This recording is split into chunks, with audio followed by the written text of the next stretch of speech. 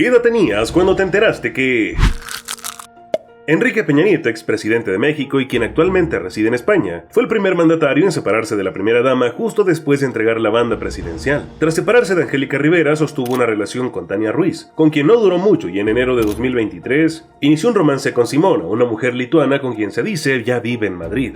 Aquí les pregunto, ¿qué hubieran hecho ustedes?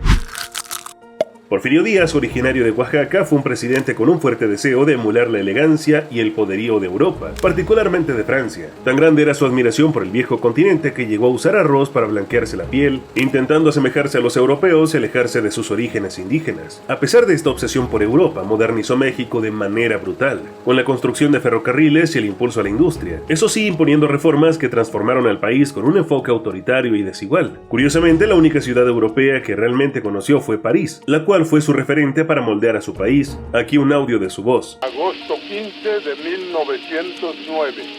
Señor Tomás A. Edison. Rey, estimado y buen amigo, me refiero a su grata 8 de julio.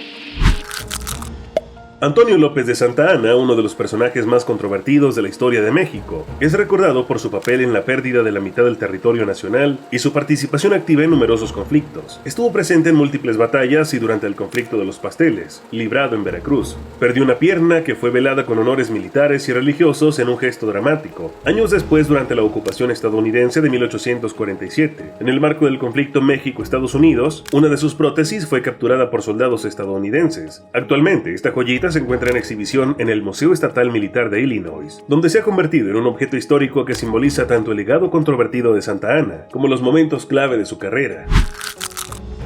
La expropiación petrolera llevada a cabo por el presidente Lázaro Cárdenas en la mañana del 18 de marzo de 1938 es uno de los eventos más emblemáticos del nacionalismo mexicano. El hecho fue resultado de años de conflictos laborales entre los trabajadores petroleros mexicanos y las compañías extranjeras, principalmente Estados Unidos y Reino Unido. Y con fundamento en el párrafo segundo de la fracción sexta del artículo 27 constitucional y en los artículos primero, cuarto, octavo, décimo. La imponente obra del metro subterráneo de la Ciudad de México fue inaugurada en 1969 por el presidente Gustavo Díaz Ordaz. Curiosamente, ha circulado un rumor que afirma que esta obra monumental fue un capricho de la diva del cine de oro mexicano, María Félix. Se dice que la actriz presumía que su cuarto marido, Alexander Berger, le había regalado la red del metro, ya que el banquero francés estuvo directamente involucrado en la planificación, financiamiento y construcción de este sistema de transporte colectivo. ¿A qué edad descubriste que, pese a que se ha buscado manchar la imagen del presidente Juárez en los últimos años, no se puede dudar de los grandes aportes que dejó en las leyes de reforma, destacando la separación de la Iglesia y el Estado, la creación del registro civil, así como el fin de los privilegios militares y religiosos? El cabecita de algodón no se equivocaba al calificar de neoliberales a los gobiernos de los últimos 80 años, quienes de acuerdo a su pensamiento político y económico tendían a reducir al mínimo la intervención del Estado, dejando casi todo en manos del sector privado. Sin embargo, debemos recordar que existieron 3 periodos de desarrollo estabilizador en manos del PRI, con crecimiento del 6.6% anual, sumado a ello, un gran avance en la inversión de infraestructura de comunicaciones y en el sector energético. Este periodo estuvo conformado por Adolfo Ruiz Cortines, Adolfo López Mateos y Gustavo Díaz Ordaz. Pedro Lascurain conservó el récord de menor tiempo como presidente, con menos de 1 hora en el cargo, aproximadamente 45 minutos. Fue presidente interino de México el 19 de febrero de 1913, durante el golpe de Estado conocido como la Decena Trágica, en el cual Victoriano Huerta, quien era el jefe militar de Madero, pasaría a tomar el poder tras una traición.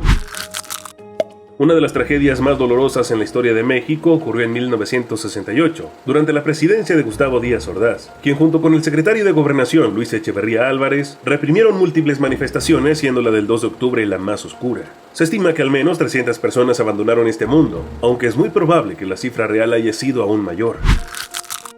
¿A qué edad te enteraste que la Decena Trágica de 1913 fue un escenario de caos y traición que marcó un giro oscuro en la Revolución Mexicana? Durante 10 días, del 9 al 19 de febrero, las fuerzas leales al presidente Francisco I. Madero se enfrentaron en las calles de la Ciudad de México contra un golpe de Estado encabezado por Victoriano Huerta, un hombre en quien Madero confiaba profundamente. Mientras Madero y su vicepresidente Pino Suárez eran atrapados en un ambiente de incertidumbre, las fuerzas de Huerta, respaldadas por traidores, aplastaron cualquier resistencia. Finalmente, Madero y Pino Suárez fueron arrestados y en un giro fatal, ambos fueron despedidos el 22 de febrero, dejando una profunda herida en la lucha por la democracia de México. Aunque para algunos Maximiliano de Habsburgo es visto como héroe y para otros enemigo del Estado, la realidad es que sí buscó junto a Carlota mejorar algunos aspectos sociales en nuestro país, como lo fue la libre imprenta y la jornada laboral con derecho a descansos, e incluso a él le debemos el hermoso Paseo de la Reforma, antes llamado Paseo de la Emperatriz. Sin embargo, el reciente México independiente no podía permitirse volver a caer en una monarquía, y menos en manos del Estado francés con quienes no se tenía muy buena relación.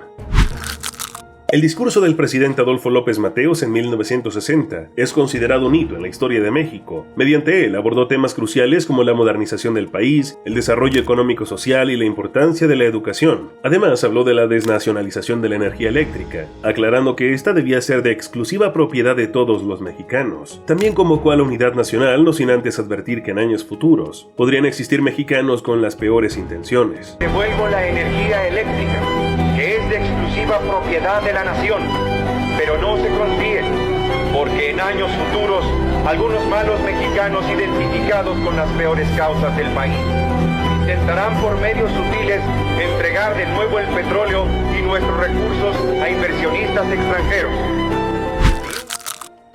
Aunque México no fue uno de los principales combatientes en el segundo conflicto mundial, el presidente Ávila Camacho tomó una decisión audaz y significativa para las relaciones del país, al enviar el Escuadrón 201, también conocido como los Aztecas, a luchar junto a los aliados en el Pacífico. Este grupo de aviadores mexicanos que combatió bajo la bandera de Estados Unidos se convirtió en un símbolo del apoyo de México a los esfuerzos norteamericanos de acabar con el bloque del Eje.